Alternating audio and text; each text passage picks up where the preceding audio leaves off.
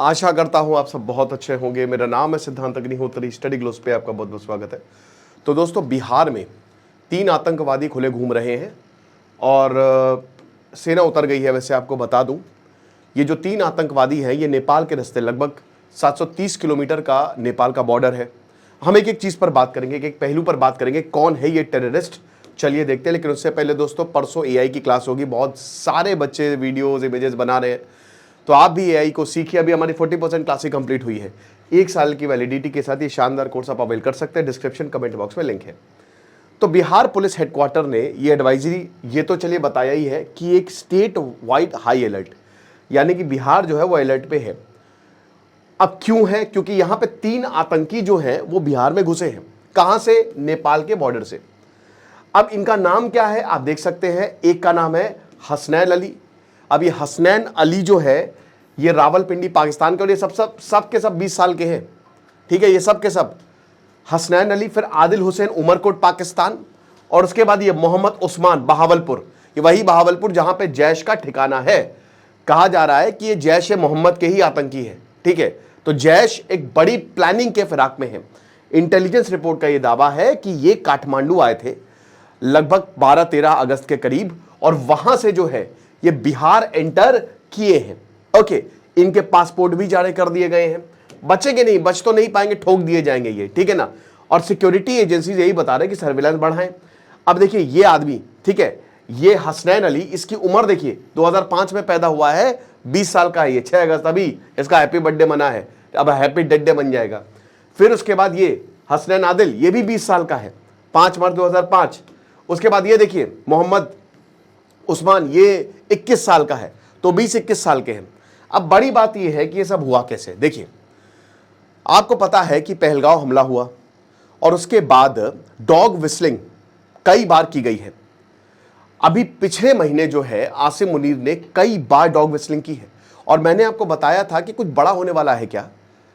पिछले महीने छोड़े, इसी महीने, ये अगस्त में ही ये जब इंडिपेंडेंस डे था उसी दौरान ये बहुत सारा जहर उगला गया। आसिम मुनीर अमेरिका में था, उसके द्वारा, शहबाज शरीफ के द्वारा।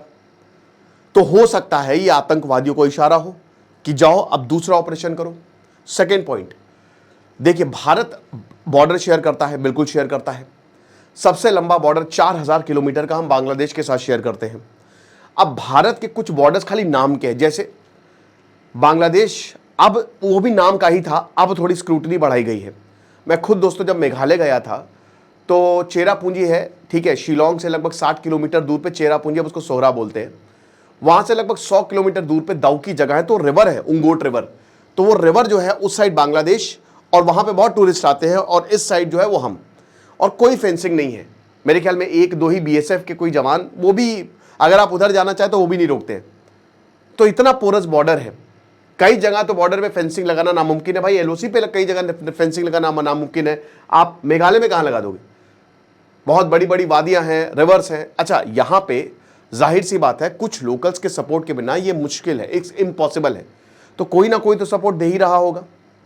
फिर ऐसे ही हमारा नेपाल के साथ भी, भूटान के साथ भी ऐसी बॉर्डर है कि आपको जरूरत नहीं पड़ती, आप बस निकल जाइए, घुस जाइए। और ऐसे ही नेपाल के साथ हमारा सबसे शानदार बॉर्डर है। क्योंकि दोस्तों नेपाल से लोग आते हैं जाते हैं, भाई गोरखा रेजिमेंट है हमारे पास, और नेपाल से कभी भी पूछा नहीं जाता कि पासपोर्ट दिखाओ, ये दिखाओ। वहां पे लोग ये, अब दोस्तों क्या है ना कि अब जब से बांग्लादेश में प्रॉब्लम हुई है तब से आईएसआई बांग्लादेश में बैठी हुई है ना।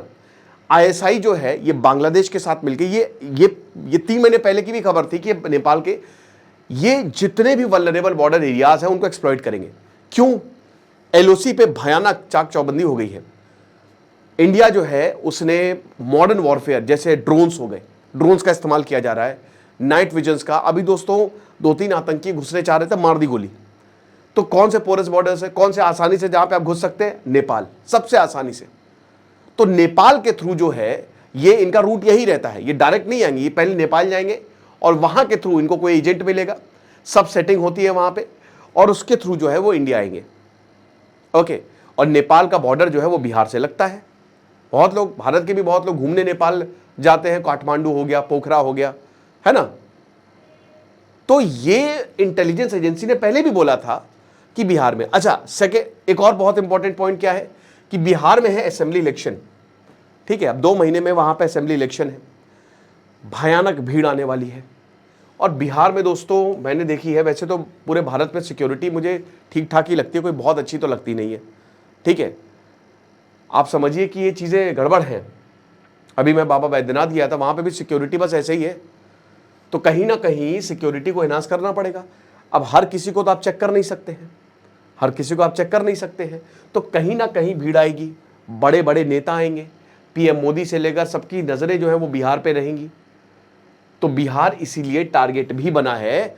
और जितने भी सीतामढ़ी हो गया, सुपौल हो गया, मधुबनी हो गया, अररिया हो गया, वे ईस्ट और वेस्ट चंपारण, ये सब नेपाल से लगते हैं। तो यहां इन सारे के सारे जिलों में बहुत ज्यादा सिक्योरिटी बढ़ा दी गई है। तीसरा पॉइंट, थर्ड पॉइंट ये है कि क्या पाकिस्तान ऐसा करेगा? देखिए, हो सकता है कि स्लीपर सेल्स हो, इनको खाली भेजा गया हो और चुप रहो, जब जरूरत होगी तब बताएंगे। क्योंकि भारत ने क्या कहा, भारत का स्टैंड क्लियर है कि अगर पाकिस्तान हम पे हमला करता है तो ऑल आउट वॉर होगा। यानी कि ये, अब देखिए, आमतौर पे क्या होता था कि हमले के बाद पता चलता था पाकिस्तानी है, यहां तो पहले ही बता दिया गया है कि ये पाकिस्तानी है। तो अगर ये लोग कुछ करते हैं तो आपको पता है कि हम सीधा पाकिस्तान पर हमला करेंगे, और पाकिस्तान कोई भी वॉर अफोर्ड नहीं कर सकता। कल ही हमने पाकिस्तान को खबर की थी कि तुम्हारे 1.5 लाख जो लोग हैं ना, उनको बचा के निकाल लो, फ्लड आने वाला है। हमने तो ह्यूमैनिटेरियन ग्राउंड पे उनकी मदद की। तो कहीं ना कहीं पाकिस्तान के लिए रिस्क बहुत बड़ा हो जाएगा। अमेरिका को भी पता कि भारत किसी की नहीं सुनने वाला। 729 किलोमीटर का ये लंबा बॉर्डर जो है वो हमको देखने को मिलता है, और 7 डिस्ट्रिक्ट जो है वो सीधा इसी फ्रंटियर पे आते हैं, इसी बॉर्डर पे ये जितने भी आपको दिख रहे हैं ना, और यहां से ही घुसे हैं, है ना। तो ये 3 पॉइंट जो है वो चीजें क्लियर करते हैं। लेकिन इंटेलिजेंस एजेंसी ने अलर्ट, ठीक है, बोला है कि अलर्ट आप रहिए, और पूरे स्टेट में अलर्ट है, क्योंकि 3 क्या एक ही आतंकी काफी है। अब बड़ी बात यह कि आए कैसे, हथियार का कैसा इंतजाम। देखिए, ऐसा तो है नहीं कि आप बॉर्डर पे चलते चले आ रहे हो, AK-47 है, इधर ग्रेनेड है, इम्पॉसिबल है, बहुत मुश्किल है, ठीक है। तो जाहिर सी बात है इनको कहीं ना कहीं शरण मिली होगी, किसी ने इनकी मदद की होगी, कहीं से सप्लाई आएगी। बिहार बहुत कुख्यात रहा है मेरे भाई, मुझे बताने की जरूरत नहीं है। कल ही दोस्तों, मैं अभी एक मृत्युंजय शर्मा की मैं किताब आपको बहुत जल्द रिव्यू लेके आऊंगा। अभी कल मैंने शिल्पी जैन क्राइम अफेयर्स पे केस कवर किया है कि 1990s में क्या हुआ था, और बहुत सारे वहां पे ऐसे माफिया थे जिनका डायरेक्ट कॉन्टैक्ट ISI से था, डायरेक्ट पाकिस्तान से पैसा आता था, हथियार आते थे। आज भी वो नेटवर्क कहीं ना कहीं एक्टिव है। तो कहीं ना, तो इसीलिए जो है ये इंटेलिजेंस एजेंसी को सबसे पहले तो उनको पकड़ना चाहिए कि तुम आओ बेटा, तुमको धर के। आपको क्या लगता है मुझे कमेंट बॉक्स में बताइएगा, लेकिन आप परेशान होने की जरूरत नहीं है। हमारी सेना सक्षम है, इंटेलिजेंस एजेंसी सक्षम है, ढूंढ लिया जाएगा। क्योंकि आप देखिए, एंट्री करना आसान है, घुस तो जाओगे, बाहर नहीं निकल पाओगे। जम्मू कश्मीर में हालात बिल्कुल अलग है, लेकिन बाकी राज्यों में बहुत मुश्किल है कि आप कुछ ऐसा, ये गया वो 2000 वाला जमाना, 2006 वाला जमाना, जब आतंकी आके कभी ट्रेन में हमला कर रहे हैं, कभी आके, अब ये बड़ा मुश्किल हो गया है। खुश रहिए, पढ़ते रहिए। दिस इज सिद्धांत अग्निहोत्री, साइनिंग ऑफ।